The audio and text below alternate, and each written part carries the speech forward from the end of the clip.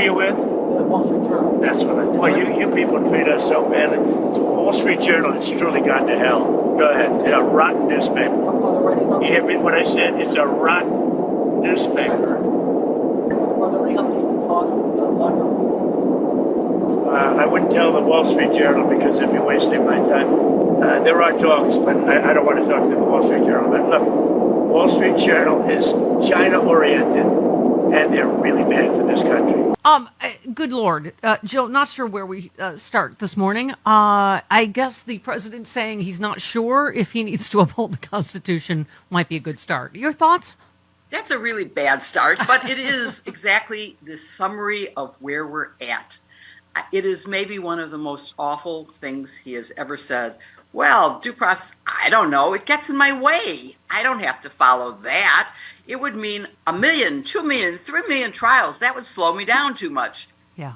It sounds like a joke, but it's actually what he said. I heard it myself. Yep. And we need to make sure that America stands up to this, because if he can take away due process for anyone, he can do it for everyone. And you don't know who's next. It may not be your non-citizen neighbor. It may be you. Yeah. Attorney Ryan posted, the Trump coin is bribery. It is one step removed from collecting bags of cash for Trump's personal enrichment. He's the most openly corrupt president in all of U.S. history. The meme coin situation alone is an impeachable offense. This was on, you probably saw, 60 Minutes. Trial attorney John Kecker went on 60 Minutes and flat out said it. Trump committed bribery, not maybe, not allegedly. He spelled it out. Free legal services in exchange for political loyalty. That is a felony. That's impeachable. I mean, and so here we are again, Jill, right? Where we go, okay, well, we might not have the votes, and maybe if the midterms and this and that, but who holds this president accountable for anything? Apparently, the courts. We have been lucky so far, because even courts, for example, a district court judge, federal district court judge appointed by Trump in Texas, said, no, you can't do that. You can't use the Alien Enemy Act. You have to have a war to have that happen, and there's no war going on. So judges are standing up to him.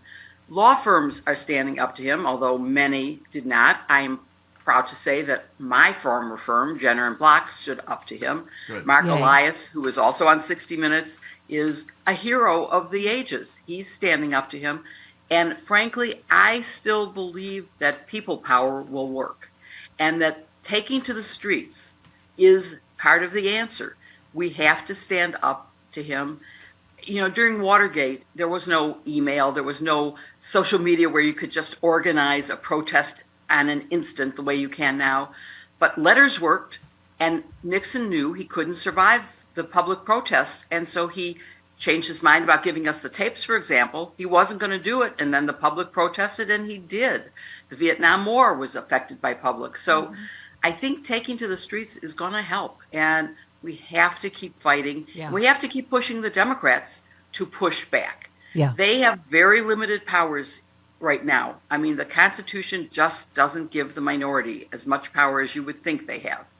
Unless they can convince some Republicans to vote with them, we're in trouble for the next 2 years. But I think we could take the House and the Senate in 2 years. Yeah, I do too. No, that's what I was saying, is I think we can't just say, oh, well, you know, we might have the votes for impeachment. You can't, we can't just sit here and go, this is all okay. All of this rampant law breaking. I mean, by the way, When you use Anthony, the word impeachable, it is impeachable. Of course it's impeachable. Right. But you have to have people who are willing to stand up and say, I vote for impeachment, and they're not. Anthony Scaramucci, of all people, and I believe he lasted 2 Mike Waltzes. Yeah. He said people are talking about his Pope trolling and Alcatraz rather than the $1 billion corruption scheme. I mean, that's the thing, is you don't know what illegality is distracting from the other, right? But the other thing about Alcatraz is because they want somewhere else to illegally put people with no due process, right? Since judges are ruling against them in the El Salvador situation, right? Yeah, you know, it's just word salad that comes out of his mouth. And he forgets that the reason that Alcatraz was closed is it was crumbling. It cost way too much to maintain. You know, here you just had a clip of him saying, you know, he'll pay people to leave the country. Well, okay, he's going to pay them $1,000, which isn't enough to motivate anybody No. anyway. Yeah. And he's doing it because it would cost $17,000 to have an immigration trial. Well, housing them costs even more than that. And if you house them at a place that's crumbling and dangerous, it's just because he likes the sound of Alcatraz. Because it sounds He tough. likes that. Yeah, makes Yeah. him look tough. Like the Yeah. fake tough guy that he is. You retweeted Katie Fang, who I miss already too, who said, citing to Shakespeare, Judge Howell writes, Trump's action draws from a playbook as old as Shakespeare, who penned the phrase, "The first thing we do, let's kill all the lawyers." Right. And she also just said what you said, let's support firms fighting Trump's outrageous violations. You said the perfect summary of Judge Howell's decision with the perfect quote. Glenn Kirshner said this too. Like, why would you want to hire a law firm that's gonna cave, right? Why do you want to hire a lawyer that's going to bend the knee? That is exactly what you don't want. You want someone who will stand up and protect your rights. I talked to someone at Paul Weiss, a partner of Paul Weiss, who said, "Well, we are a business." And I went, "No, you're not a business. You defend the rule of law, and you can't just cave. And besides, you didn't get anything. It's lousy negotiating.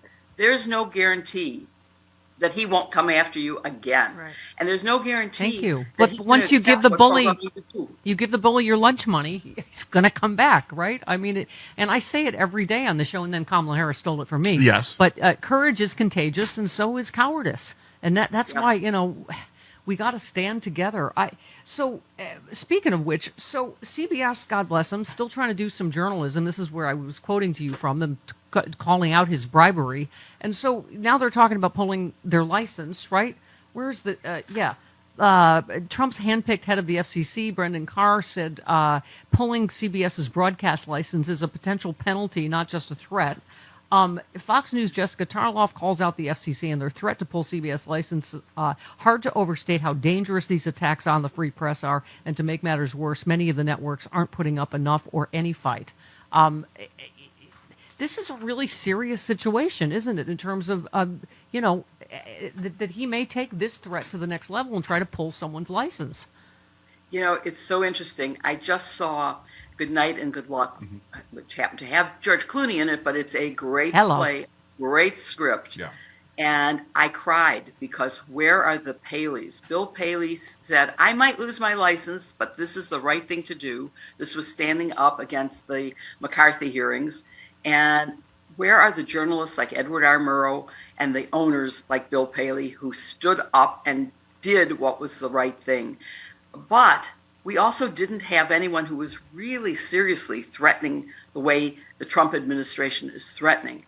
And these are, we have to depend on the courts to say, no, you have to have a reason to pull the license. But it is scary. I mean, you have members of Congress saying, we're afraid. You certainly have journalists and judges who are afraid.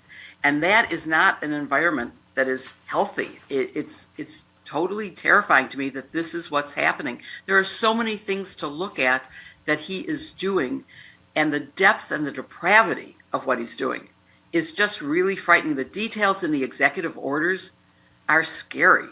So I think it's up to Democrats and independents and sane and decent Republicans to stand up and say, we aren't going to have this. We're going to get rid of the Congress and have Democrats be able to push back in less than 2 years now. Yeah. So let's hope that that's what happens. I mean, because otherwise, 4 years of this, we're in real trouble. Yeah. Yeah, I mean, they've just become, Jill, as we talk about all the time, there's no more Goldwaters.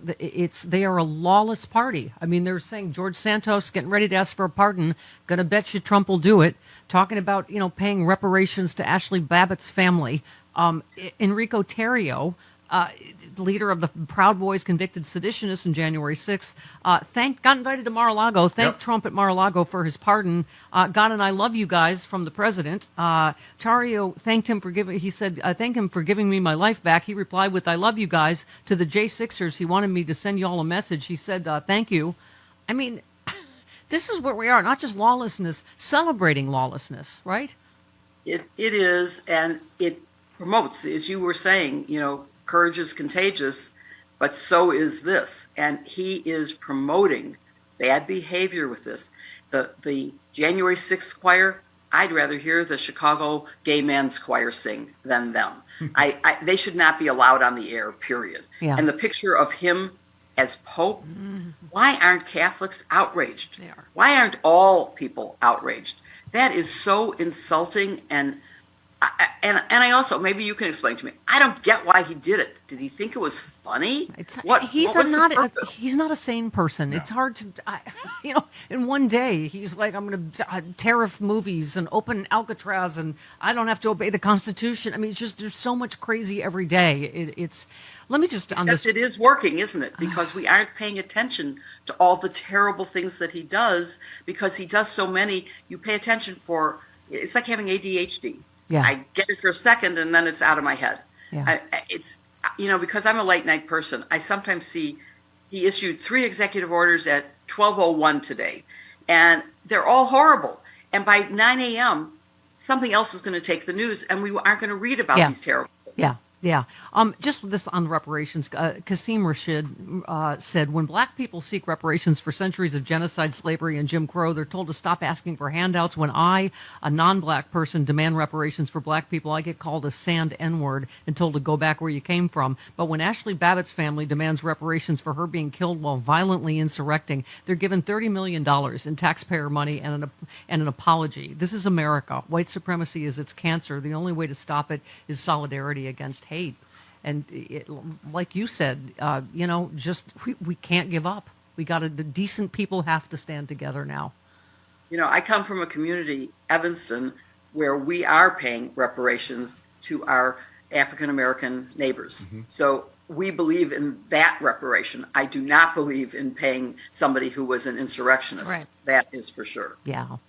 Can I tell you a couple of funny Jill Wine-Banks related stories? I don't know. Yes, please. That I've told recently. I don't know if you know our dear friend, singer-songwriter Jill Sobel died last week in a house fire. Oh, I didn't. I'm so sorry. Yeah, and we just did a house party here with her last month because she had a bunch of new songs, and I invited your friend Victor Shee. And the invitation said, Jill's in town, and she, come hear her new songs. JD Vance is the C word. Yeah. She's very funny. And also bring Richard Nixon back. And Victor wrote me back. He goes, oh my God, I didn't know Jill Wine-Banks was in town. I'm like, Victor, did you really think Jill Wine-Banks was going to write a song saying JD Vance is the C word? Or more importantly, bring Richard Nixon back? I think Actually, the first I'd like one. to bring him back. He's so much better than Right? Actually, really. you might write that one. Except I would never sing it. I mouth the words to the Star Spangled Banner and Happy Birthday because in 7th grade I was told that if I sang the song, our school song, out loud, I'd throw everyone off key. Oh, My teacher is so mean. Oh. You come on and sing any time on Yeah. our show. We'll send her the lyrics to the JD Vance song. Yeah. Wait, and Yes, one last one. yes. Do you remember Sexy Liberal Fight Club when during COVID we did the virtual show and Yes. everybody had to film themselves getting hit and then hitting someone else, and so you were supposed to I do stab. remember You were that, supposed to yes. stab me with your brooch. Take your I pin almost off. wore one of my abortion brooches because, to my shock, the Trump administration is taking the same position as the Biden administration for protecting mifepristone. So, Right. hey there, guys. How about that? Wow. That's because billionaires get ladies pregnant. Anyway, here's another Jill connection. So you couldn't do it at the last minute because of your TV contract. So I had Jill Sobel hit me with her guitar instead, and we already had me on tape going, "Ow, Jill, I'm bleeding," and I had ketchup on my face. Oh, God. That's a good one. And if you know what a gentle, kind soul she was, it was particularly hilarious. Oh, gosh. I'm sorry to hear about all this, but those are funny stories. And now you have me in video again. Yes, we There have you you go. in video. I know. You're too pretty to waste. I hate to objectify you, but